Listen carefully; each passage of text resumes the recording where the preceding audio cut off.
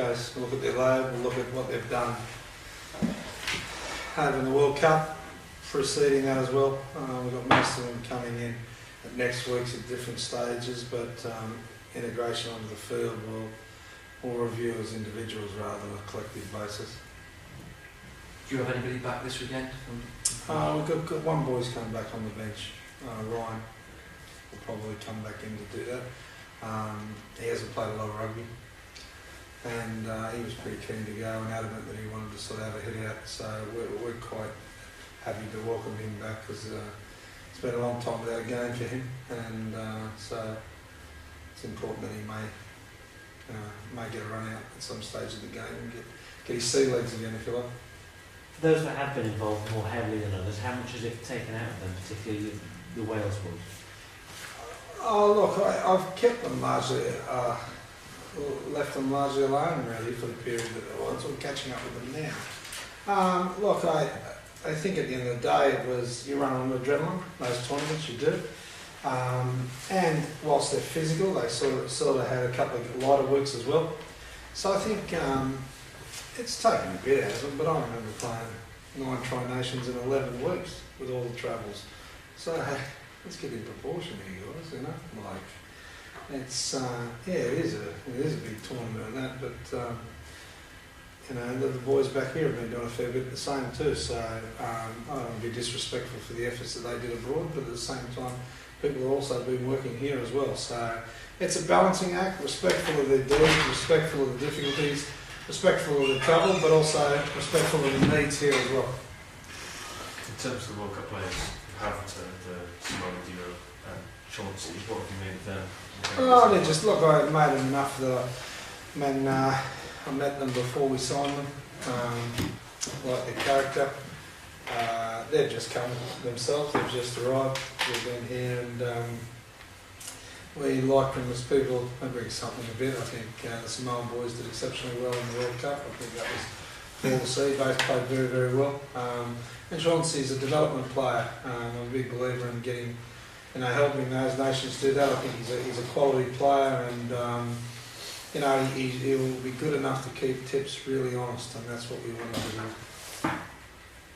Is there pressure from you, or indeed pressure from the players because it's the Scarlets next week? There's an extra incentive to come back next week? There's no pressure from me. There's no pressure that it's the Scarlets. The Scarlets game is no more important than anyone else. It isn't. At the end of the day, we try to manage the squad the best way we see fit. I don't care who we play. My job is to manage the squad the best way that I think applies. We have a big game the week after as well that we've got to balance off, and so it's not an easy situation. We're not the only one in that situation, but their success in the World Cup has brought issues to the Welsh regions. It has, you know, and that's a good issues to have for Welsh rugby. It's fantastic, but for us it just makes life a little bit more difficult. That's all. And but it is what it is. We get on with it and do what we can. I have to ask you, Scott, as someone who's worked in international rugby, stacks has been said about the World Cup and how Wales performed. What was your take on it? Well, look, I think, you know, you'd be,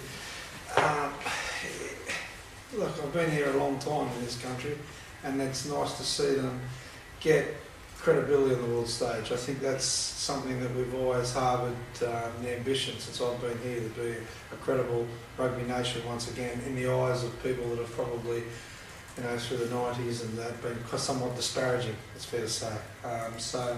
And any time that the Welsh nation gets world credibility on countries that I've worked in, who I think, and I've heard how they've spoken about them, and I know how they're speaking about them now. You know, you can't help but have a bit of pride in the fact that credibility is a big thing in life, and they certainly got that. And I'm proud to say that you know, some of our players are part of that, and that's a good thing. And looking ahead, you know, lots being made of talk about new exciting eras and that. Do you buy that talk? Or? No, I don't think you worry about that, to be honest. I think you can only, we've been through this before, 2003, we come back on that, and then we had a good period to 2005, and then we dipped again. I think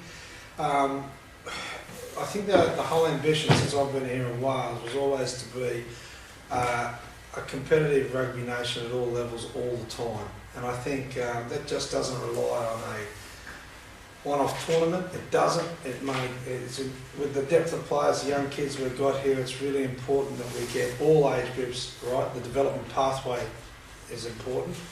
With issues that we've got across the pond with bigger money clubs and all that, we've got to have a look at our development pathway to ensure that we're there or thereabouts in anything that we do. And I think we can't just look at this as a success in a small light. We've got to look at it and say, and we can't put our foot off the gas. We've got to keep trying to develop this and try to lift our standards, and hopefully that we'll always be there or thereabouts. And if you are there or thereabouts, just like the French show you, if you're there or thereabouts, they finish up contesting all the time. So that's a good thing. And I think that's what we can't just get lost in yes, that's progression. No, the progression's got to keep going. And I think it just doesn't start at regional, it starts at national, it starts that whole pathway through there. And I think if you have a look at Welsh rugby, no international team that I know of has developed so much over the past decade. When you look at facilities, when you look at the regional concept, the money that's poured into the sport over the last decade. When you look around at all the other nations around the world, no one has invested as much that hasn't. And so you'd like to think at some stage you're going to get a repayment for that. And I think we're starting to see that. And but like I said, we've got to keep our eye on the prize. Our 20s didn't go that well this year, and that's the next feeder through. We can't hide behind certain things. So I think we've got to make sure that we're all and we're all in this together. And you know, the Ospreys, the Blues, and we play an integral part in that, and we take that very seriously here. A few people believe the way to progress, like you touched on that, is central contracts. What do you think? Is that the right way to go? I've argued there since I've been until I'm blue in the face. I think you can look at international systems around the world. Wales is lucky; they've probably been the last to really adapt to professional era. Really, of the big ones, Scotland and Wales were probably the last to really react professionally. And we're not talking monetary-wise; we're talking development-wise. I think that you look at a lot of people have gone down different paths and have stuffed up along the way, and I think you're very fortunate to have a look at which one works for you. You don't have to copy somebody else's design. You've got to copy something that suits you. The difficulty that Wales face is the fact you allowed private equity into your game. Once you allow it in, it's very hard to remove it. That's the way it is. The changing field of the Pro League and Europe and all that puts demands on owners. So somewhere in it there's an answer that lies probably middle ground, if you like. I've argued since I've been here, I do believe that it's not good for Wales to lose their very, very best players in the prime of their life to overseas. I don't think that's good for the game. I do believe that young kids should be encouraged to go abroad, and older players encouraged to go abroad. I think that's really important development. I'm more on the top-up stage now with the system that you got, and I think that it's not central contracting because you have owners. It's very hard to do, but if you have a look at the Ospreys, and I'm talking Ospreys, we'll only get our international players for probably 7 games this year, but we're paying their salary. So it's very, very difficult to balance that off. And I think the national body, and you want them to be very, very good, I think there's got to be a compromise where some of the funding occurs and players get looked after, and I think that's very, very important for the game. I do. It must be incredibly frustrating, as you say, you've only got them for 7 games. They're your best players because they're international. That must really be frustrating for you. Really? Is it? Oh no, I really enjoy that. It's one of my favourite times of the year when I don't see these blokes and they turn up on the doorstep and then we sit there and go, "What's your name again?" I love that part. That's great coaching. I really enjoy that part. Coaching's about people. You get people all the time to develop things. It's very difficult. But rest assured, it's difficult for the player too. It ain't easy for the player. So, and it's not easy for the coach. It's not easy. But it's the world we live in, and I think that we can talk about 1,000 things, but we'll argue, and I'll argue, the game needs a global season. It needs it for these reasons. We want international rugby to be the peak. We do. But it's very difficult at all levels to stop, start, stop, start, stop, start. It's very difficult. And until the bigger picture is a global season, and we all working together to achieve a global season, then some of the issues that we're now talking about will be somewhat distant past. They will be, because we'll have to confront some things. But that may move, I can't believe we may have to move to Six Nations. God help us.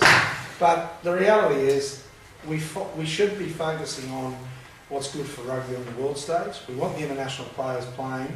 They want a season as such, and you shouldn't be playing rugby 12 months of the year. You shouldn't be. The human body doesn't allow you to do it. These players should be given adequate breaks, and they should be looked after. So I think the bigger picture is a global view of this, not just isolated view of what's good for us. You've got them for more than 7 games. That's all we're budgeting. I'm not wrong.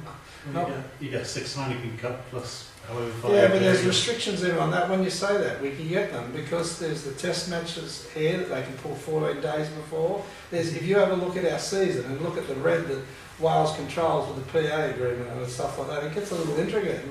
So we may get them, how we play them or how we fit them in is very difficult. Have a look at my season, have a look at there and see all the red that's littered in it. When red means when they have to be available. I'm not saying you get them for 25, do you? Oh mate, we're budgeting on about 7 or 8, that's what we're budgeting on. That's what we're budgeting on. You'll have Heineken Cup, you'll have Christmas period, you'll have the end of the season for that. Yeah, but okay, the end of the season is a different sort of thing, but if you have a look at that, we're budgeting on our players to get about 8 games, 7 or 8 games for us. That's what we're budgeting. So you're not going to do very well on Heineken Cup then? No, we might be trying to get them there. When we're saying that budget, we can't control the finals and that. We can't. They're all external things. We're going to look at what's in front of us in a program point of view. I mean, we lose them now for, if they call them in 2 weeks prior to the Australian Test match, then we're straight into that and then straight into that. Now we've got to look at how we fit our program in and around that. So it's not a real easy situation. So we're planning to and fro, and it's not an easy system. It isn't. It's the way it is. It's not. Right, can we move it on now, guys? I was just quickly on that. Adam Jones, what's his diagnosis? I've seen his. Still, the grade changes every day of calf muscle, but he's progressing. One thing I've also got Adam is he's a quick healer. I mean, he gets an injury, he usually comes back from it pretty quick. But he's working in. He's come in. He's been assessed, and we're hopeful. That's all we can say. Roughly when? I'd love to sit here and be able to tell you, but it's some blokes respond to the calf really quick, some don't. I mean, we've had a look at Gethin. Gethin's taken forever to get back from certain injuries. We're hoping Bomb's not one of those. Who knows how it stands at the moment, but we're hopeful. Hopeful in the next few weeks. Hopeful. Hopeful for the Heineken Cup. Hopeful. That's a quick. I don't know if we've covered before, but it looks like you've bolstered the squad with a lad from the Blue Bulls. I haven't bolstered anyone just yet. We don't talk about all that yet until it's done. There's reports in South Africa that they have released him to the Ospreys. A lot of reports out of South Africa, not always right, is it? I'm always I'm always looking out for people. That's what we're doing, but we haven't done anything yet. We're still trying to do some things, but that's all. Do you think of Shane Williams' situation as well? In regard to it, Well, I mean, do you think it would be good for him now to just concentrate on the regional game and call it a day, or to play this one extra test, or how do you see it? look, I can't. It'd be unfair for me to sit and try to speak on behalf of a player and what his desires and what his ambitions are. It'd be unfair for me to do that. But what I will say is the fact that from the young fellow that I coached many years ago to the man he's become, it's an amazing success story, if for nothing else. I remember talking to a very, very formidable national coach from down south who looked at him and said, basically, what's the point? What's the point meaning why pick him to the world esteem that he's got now? So there's so much about him, really, doesn't it? I mean, so for what he's achieved, the attributes he's got, It's hard not to admire him, but I certainly wouldn't be sitting here and speaking on his behalf. What about this weekend then, Scott? What do you expect? You won 6 out of 6, you're top of the table by 6 points. Look, it'll be a tough old let out. Once again, we're all reintroducing ourselves to each other, you know. I mean, we've got a mad Irishman here that I haven't seen for a little while. So, you know, we're all catching up with it. They'll be a similar thing. They'll be a similar situation. It'll be a tough hit, it always is up there, and I'm not expecting anything different than the deeds of the past, and that was, it'll be a good scrap, and we're going up there expecting one, no different. They'll have quite an advantage, won't they? Because obviously Scotland got knocked out earlier. I'm sick of talking about advantages. It is what it is. It looks like a pig. It's a pig. It's a pig. You just get on with it, you know. Like, the reality is, this is what it is. So I don't worry about the advantage. We've just got to do our stuff, you know, and just get on with it. That's all we can do. You mentioned Ryan will be on the bench. In terms of Ryan Jones. I'm not Ryan Jones. Ryan Beddington. Okay. Who else from the World Cup? No one else. Ryan Beddington was the only one that we concerned ourselves with in light of the situation with Adam and the like, and all in the future. And Ryan Beddington hasn't played very much rugby, to be fair, for a very long time. So he was quite keen to get out and have a run. We're quite keen to get him a run if we can. Duncan's been superb in the games up till now, and he'll start, but that's all given away. So Ryan will come and just sit back and might get some game time, and just run out with the boys anyway.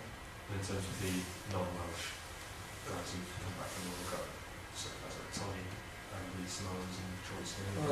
Look, we haven't finalised that yet. We're just looking at each individual case. Tommy's a bit more forward in the fact that he's been with us before. The other guys are sort of introducing themselves. We're going to view case by case and have a look at a couple of the dents we've got on the weekend, and we'll finalise that probably today at some stage. Just waiting on the final medical report and then review case by case, really. Just one more thing, Scott. And this will be good. Don't you love the just one more thing? I love that one. This will be a classic, boys. Listen, tape it. This question will be a classic. Yes. Bearing in mind the third place playoff against the Aussies and the fact that our next their next 2 or 3 games are against Wales, where does the sort of balance lie between those two nations at the moment, do you think? Are we still a step or two behind them? Or, you know? Look, it's a very difficult one for me in the fact that I've worked in both systems, so I'm pretty clear with both systems. I will say this, I never realised this. I think Australia's one of the great overachievers of world rugby. I do. When you look at the systems in place at the lower level in Australia, they technically shouldn't be a great rugby nation. They shouldn't. To compete as often as they do says credit. It goes so much about their development programs and their pathways. It does. Once again, Wales are now hopefully progressing into a different nation. So I think you'll find these two some way level themselves out. I think the world's got much closer. It doesn't matter. I mean, I think those two nations, and it doesn't matter if you're fighting Wales versus Ireland or Scotland or something, I think you only have to see the World Cup has brought a lot of nations closer together, but so has professional development pathways. It does, look, kids are kids around the world. You're not born with more talent. That's the way it is. So I think if we get our part right, we'll knock on plenty of doors, and I think that's a good thing. I think so those two nations will always be close as long as we get our part right, because they, I know, put a lot of emphasis at the juniors level, and hopefully the pathways come through. Why can't we do that? We've got just as many players and just as much talent.